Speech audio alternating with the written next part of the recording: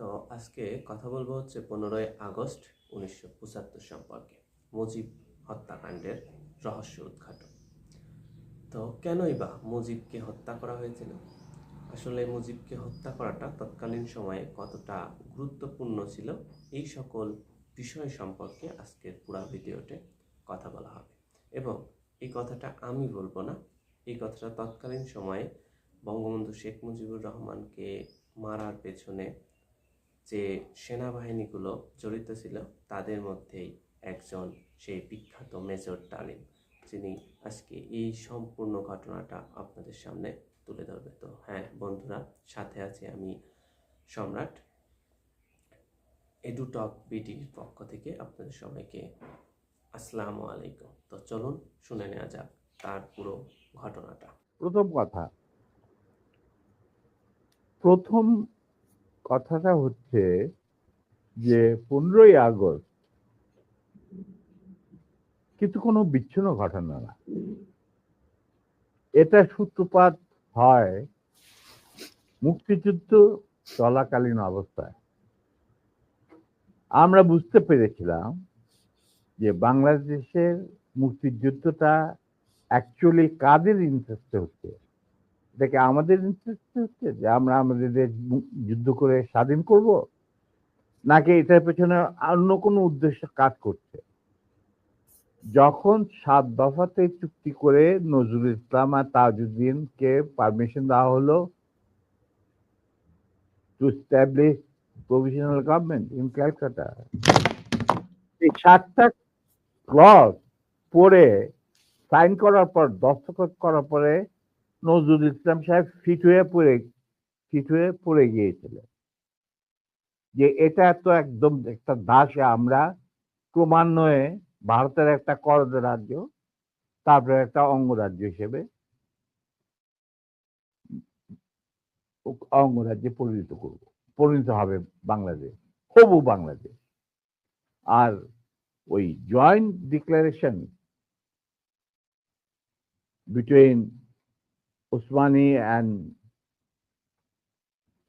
General মানেকশর joint command, কথা ছিল যে general Osmani on behalf of Bangladesh government will invite General Manekshaw to come and be present as an auxiliary force commander, সহায়ক শক্তির commanding chief হিসাবে in the surrender ceremony, but the instrument will be signed by the Mukti Fauj commander-in-chief, who was General Usmani, Colonel Usmani.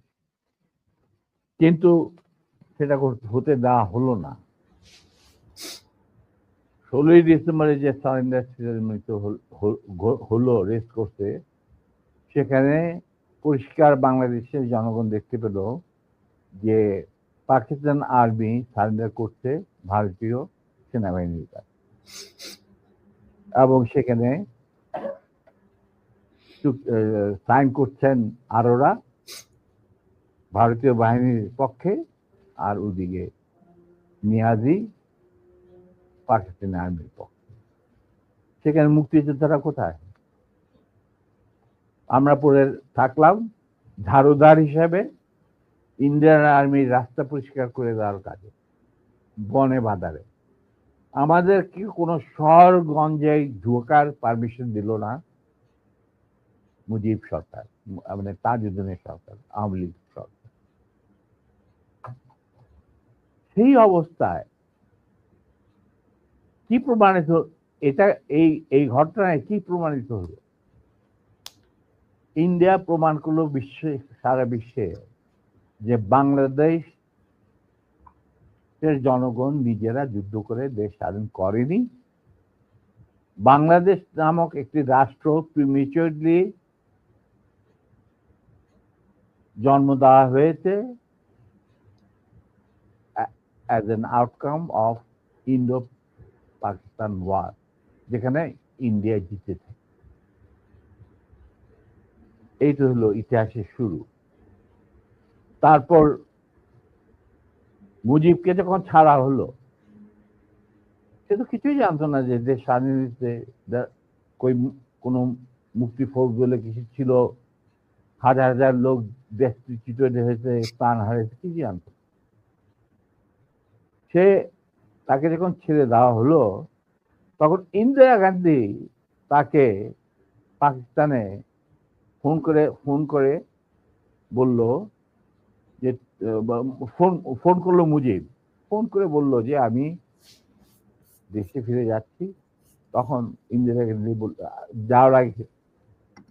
যাওয়ার আগে আপনার সাথে দেখা করে আমি আপনাকে কৃতজ্ঞতা জানতে চাই।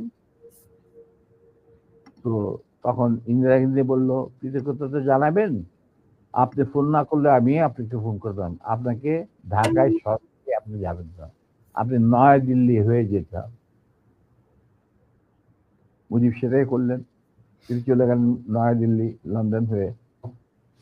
সেখানে কি হলো, যে 7 দফা চুক্তিতে সাইন করার পর প্রবাসী সরকার গঠন করেছিল তাজউদ্দিন আর নজরুল ইসলাম, সেই আওয়ামী লীগ বাংলাদেশে ক্ষমতা গ্রহণ করলো সারেন্ডারের পর। ওই 7 দফা ভিত্তিতে, এবং সেই 7 দফাতে মুজিব স্বাক্ষর দেওয়ার পর ফিরে গিয়ে তিনি ক্ষমতা নিজে হাতে নিয়ে নিলেন। তাজউদ্দিনকে বলল, তাজউদ্দিন তুমি প্রাইম মিনিস্টার থাকবা না, আমি হবো প্রাইম মিনিস্টার। তারপর কি হলো, কোনো নির্বাচন নাই, কিছু নাই। ওই 70-এর নির্বাচনের সুবাদে তারা ইন্ডিয়ার 4 স্তম্ভ ডুপ্লিকেট বাংলাদেশে ইম্পোর্ট করে তার উপরে একটা সংগঠন বানানো, হুবহু এক। শুধু তাই না, রবীন্দ্রনাথ ঠাকুর, যাকে নিয়ে আমরা নাচানাচি করি এবং অনেকের মানে ভাসে যায়, আপ্লুত হয়ে যায় আবেগে, এই রবীন্দ্রনাথ ঠাকুর একজন ইন্ডিয়ান নাগরিক এবং ইন্ডিয়ার জাতীয় সঙ্গীতের রচয়িতা। আমাদের দেশে তার চেয়েও প্রতিভাবান কবি কাজী নজরুল ইসলাম উপস্থিত থাকা সত্ত্বেও আমরা সেই ভারতীয় নাগরিকের একটা গানকে আমাদের জাতির উপরে চাপিয়ে দেওয়া হলো জাতীয় সঙ্গীত। পৃথিবীর ইতিহাসে এমন কোন নজির আর দ্বিতীয়টা আছে বলে আমি মনে করি না। কেন কোন বাংলাদেশে যদি নজরুল ইসলামকে আমরা জাতীয় কবি আখ্যা দিয়ে থাকি, তাহলে নজরুল ইসলামের গান কেন হলো না? বা অন্য কারো গান হতে পারতো জাতীয় সঙ্গীত। ভালো ভালো কবি সাহিত্যিক ছিলেন আমাদের দেশে, কিন্তু পৃথিবীর ইতিহাসে কোথাও নাই যে বিদেশি এক নাগরিকে যে নাকি তার দেশের জাতীয় সঙ্গীত রচনা করেছে এবং আমাদের শুদ্ধ স্বাধীন বাংলাদেশে এসেও আমাদের জাতীয় সঙ্গীত রচনা করতে হবে। কি ধরনের কথা? That means you have nothing in your hand. তারপর মুজিবকে দিয়ে রক্ষী বাহিনী সৃষ্টি করলো ইন্ডিয়া। তারা বাংলাদেশের সামরিক বাহিনীকে দুর্বল করে একটা নামে মাত্র সামরিক বাহিনী, হাতে লণ্ঠন, করে ঠনঠন, এই ধরনের একটা সেনাবাহিনী রাখবে। আর কারণ একটা সেনাবাহিনী তো রাখতেই হবে, কারণ যে কোনো জাতির মেরুদণ্ড হচ্ছে সেনাবাহিনী। ওই হাতে লণ্ঠন, করে ঠনঠন, আর আসলে তার চেয়ে অনেক শক্তিশালী একটা বাহিনী গঠন করলো ইন্ডিয়া। স্যার, ওই যে 7 দফাটা আমরা তো ইতিহাস পড়ে, আমরা তো আসলে সাক্ষী না, আমরা পড়ে মানুষকে জানানোর চেষ্টা করেছি। আপনার স্মরণ আছে 7 দফাটার কথা, কি কি ছিল ওই দফায়? যদি কয়েকটা গুরুত্বপূর্ণ জায়গা যদি মনে রাখেন।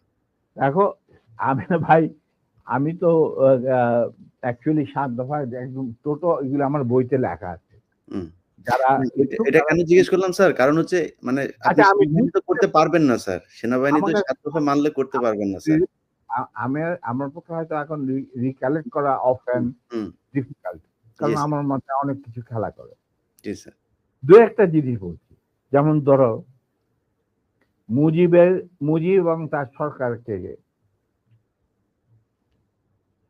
প্রোটেকশন দেওয়ার জন্য ইন্ডিয়ান আর্মি অবস্থান করবে বাংলাদেশ। Right. সশরীরে বাংলাদেশের কোনো শক্তিশালী সামরিক বাহিনী গঠিত হবে না। বাংলাদেশের কোনো স্বাধীন বৈদেশিক থাকবে না। নীতি থাকবে না।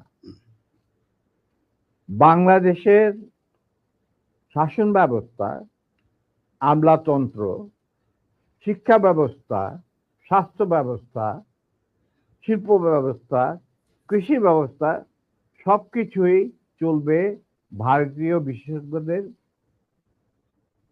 ইচ্ছা মতো। তারা মুজিব বিরোধী কোনো মানুষকে বাঁচিয়ে রাখা হবে না। তার জন্য যত লোক মারা দরকার মারা হবে, যত লোককে লুলা ল্যাংড়া করা হবে, চক্ষু তুলে নেওয়া হবে, মেয়েদের ইজ্জত লুণ্ঠন করা হবে, কোনো সমস্যা নেই। এইভাবে প্রতিপক্ষের উপর ঝাঁপিয়ে পড়ায় 40,000-এরও বেশি লোক মারা গেছে, সেটা সবাই জানে, প্রত্যেক আসছে। তারপর তোমার আমরা একটা করদ রাজ্যে পরিণত হয়ে গেলাম। কিন্তু সমস্যা দেখা দিল যে বাংলাদেশের মাটিতে যদি যে ইন্ডিয়ান সোলজাররা অবস্থান নেয়, তাহলে বিদেশ থেকে কোনো দেশেই বাংলাদেশকে স্বীকৃতি দিতে রাজি না। কারণ পাকিস্তান ইতিমধ্যে সিকিউরিটি কাউন্সিল থেকে একটা আইন পাস করে নিল যে বাংলাদেশে কে নিয়ন্ত্রণ করতে ভারত তাদের সেনাবাহিনীর মাধ্যমে, মুজিব সরকারের মাধ্যমে। অতএব এটা একটা ডিসপিউটেড টেরিটরি, এটা একটা স্বাধীন দেশ নয়। তাই আপনারা স্বাধীন কিভাবে রিকগনাইজ করবেন মুজিবের সরকারকে? এরপর এই অবস্থায় ইন্দিরা গান্ধী পড়ল মুসিবত, তো আজ মুজিব সরকার। তখন ইন্ডিয়ান সরকার ডিসাইড করলো যে ঠিক আছে, আমাদের সোলজার আমরা ফেরত নিয়ে আসবো, তার পরিবর্তে আমরা জাতীয় রক্ষী বাহিনী বানিয়ে, তাই করা হলো। তো যে কাজটা ইন্ডিয়ান আর্মি করছিল সেটা পরে জাতীয় রক্ষী বাহিনী করলো। আর কি ধরনের অত্যাচার, অবিচার, কি ধরনের মানে হত্যাযজ্ঞ, গুম, খুন এবং অনাচার, অবিচার মুজিব সরকার করছিল, সেটা খতিয়ান তো তুমি আমার কি ভালো জানতে। অনেকে এই বিষয়ে লিখেছেন, সাহসী যারা তারা লিখে গেছেন, আমিও কিছুটা লিখেছি। সেখানেই শেষ হলো না। তারপর দেখা গেল যে সেই সুতিগার থেকে মুজিব কায়েম করলেন একদলীয়, এক ন্যায়কত্ব, স্বৈরাচার শাসন, বাকশাল, এবং নিজেকে তিনি আজীবন রাষ্ট্রপতি হিসেবে ঘোষণা দেবেন সিদ্ধান্ত না হলো। এই বাকশালের মেম্বার সবাই। সেই বাকশাল করার পর মুজিবের শক্তি বেড়ে গেল, তার নিষ্ঠুরতা এমন অসহনীয় পর্যায়ে চলে গেল, ইলিয়াস লুটপাট, মার ধর, চোরাচালান, তার নকল টাকা ছাপানো ভারত থেকে, এই সমস্ত মানে একটা আমাদের মনে অস্তিত্বই এমন অবস্থায় গিয়ে থাকলো যে মানুষ একদিন মুজিবের জন্য দোয়া করেছিল যে আল্লাহ আমাদের এই মুজিব আমাদের চোখের মনি, আমাদের বাঁচাবে, দেশকে স্বাধীন করবে, বাঙালিদের ন্যায্য অধিকার আদায় করবে। সেই মুজিবের জন্য লোকজন আল্লাহর কাছে দোয়া চাচ্ছিল যে আল্লাহ আমাদের আজাদ দাও, নমরুদের হাত থেকে আজাদ দাও, আমরা শেষ মরে যাচ্ছি, সব কোথাও কোনো কেউ নেই প্রতিবাদ করা। এটা তো আমরা যারা সেনাবাহিনীতে তখন ছিলাম, যারা দেশপ্রেমী যোদ্ধা, তারা ঠিক মেনে নিতে পারেনি। যেভাবে তারা মেনে নিতে পারেনি পাকিস্তানের জান্তাদের অবিচার এবং দুরাচার। এরই পরিপ্রেক্ষিতে তাদের নেতৃত্বে সংগঠিত হয় একটা সেনা বিপ্লব। অনেকে বলে মুজিবকে মারা হলো কেন? মুজিব তো মারা যায় নাই, মুজিব নিহত হয়েছে একটা সেনা অভ্যুত্থানে ঘটাকালে। সেনা অভ্যুত্থান তো আর খালে যাতে মার্বেল খেলে না, ওখানে দুই পক্ষ থেকেই গোলাগুলি হয় এবং হতাহত হয় দুই পক্ষে। যেমন মুজিবের পক্ষের কিছু লোক মারা গেল, সেভাবে বিপ্লবীদের সেনা অভ্যুত্থানকারী বিপ্লবীদের তরফ থেকে কিছু লোক প্রাণ হারায়। এটাই বাস্তবতা। কিন্তু তারা বিজয়ী হয়ে গেল, বিপ্লবীরা বিজয়ী হলো, তারা ক্ষমতা তাদের নিজের হাতে নিয়ে নিল স্বতঃস্ফূর্ত ভাবে। ইলিয়াস, ঘোষণাটা অবশ্য আমি দিয়েছিলাম, স্বতঃস্ফূর্ত ভাবে মুজিবের সেই মৃত্যুর খবর জানার পর আর বাকশালের পতনের খবর জানার পর লাখো লাখো লোক, মানে দেশের রাস্তা ঘাট, গঞ্জ, শহর, বন্দর, নগর, গ্রাম, সবাই আনন্দ মিছিল বের করলো। আমরা তো এই সমস্ত লোকজনকে ডেকে নিয়ে আসিনি, স্বতঃস্ফূর্ত ভাবে লোকজন। আর যে সমস্ত রাজনৈতিক নেতা বা দলগুলো আন্ডারগ্রাউন্ড ছিল, তারাও জনসমর্থন নিয়ে রাস্তায় চলে আসে। এইভাবেই জনস্বীকৃতি পেয়েছিল 15ই আগস্টে 32 সামরিক অভ্যুত্থান।